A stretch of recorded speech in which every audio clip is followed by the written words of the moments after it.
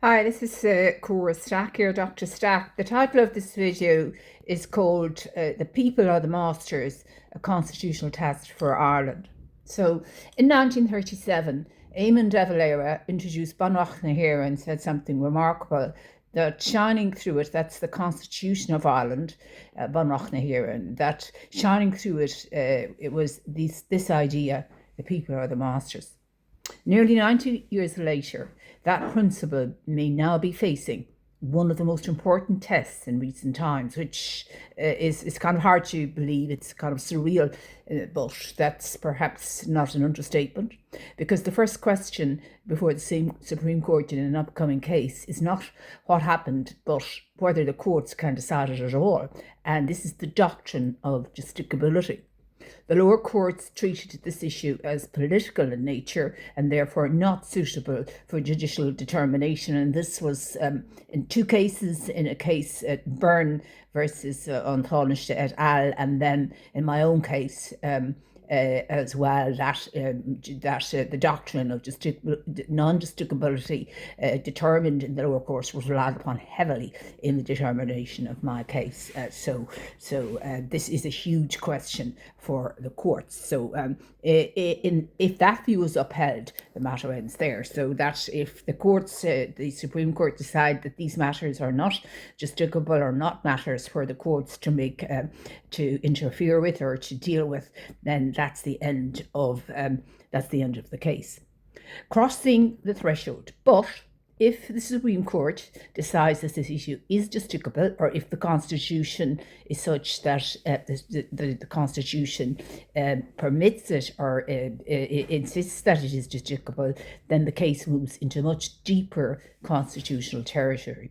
At that point, the court must consider whether there has been, in the words as I understand it of the court, an impermissible interference with the Constitution.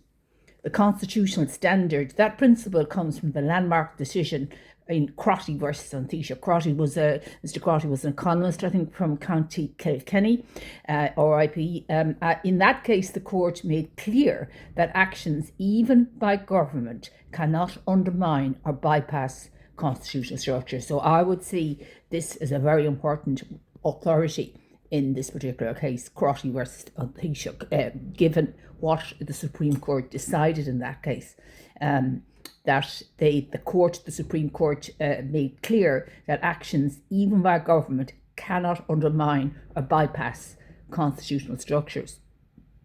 What is alleged? The issue here goes beyond a failure to facilitate it. It is suggested that there was an effort, to block the nomination of independent candidates at county council level in the presidential process. Reports, including from RTE, refer to a directive attributed to Mr. Simon Harris, the then current Taoiseach, that councillors were not to support or facilitate such nominations. Indeed, block, I think, was the word that was used.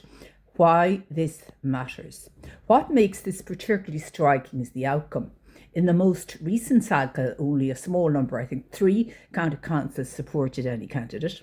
This contrasts sharply with previous cycles where many more councils participated, up to 20 in the nomination process, and agreed to nominate one candidate. That's the maximum they can agree to, but there's a huge differential there.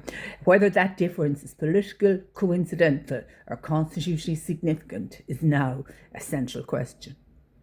The constitutional question: if it is established that there was not just inaction but active blocking of a constitutional pathway, then the issue becomes profound.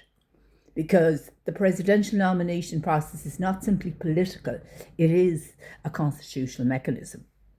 And if such a mechanism is interfered with, the court must ask, does this reach the level of an impermissible interference with the Constitution? And that's a threshold which is determined by, I think there are 5 judges on the panel, and from my understanding, they're all highly distinguished, measured, balanced judges, very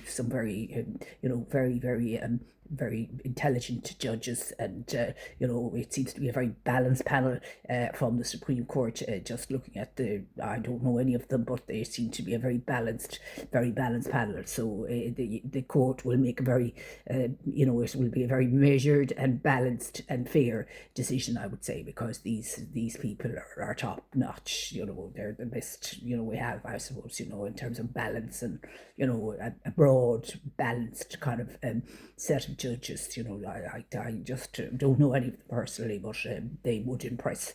Just looking at these people, I have no personal knowledge of any of them, but from what I can see, they're an incredible, they're really top class judges. So the court must then decide whether the matter is justiciable, whether the evidence meets the required threshold, and whether the Constitution has in fact been interfered with. Confidence in the process.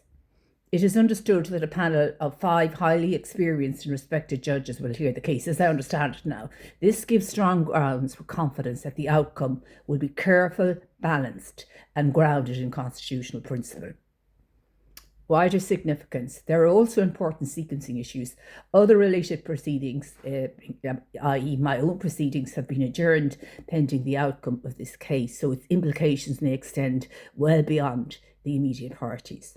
At this point, the matter is now in the hands of Mr. Niall Byrne and the Supreme Court. We wish Mr. Byrne all the best with his case, because cases like this are not just about individuals, they are about the Constitution and, most importantly, the protection of the rights of ordinary citizens. Because in Ireland, the Constitution makes one thing clear: the people are the masters. The question now is how that principle is understood when it is truly tested. And thank you for listening.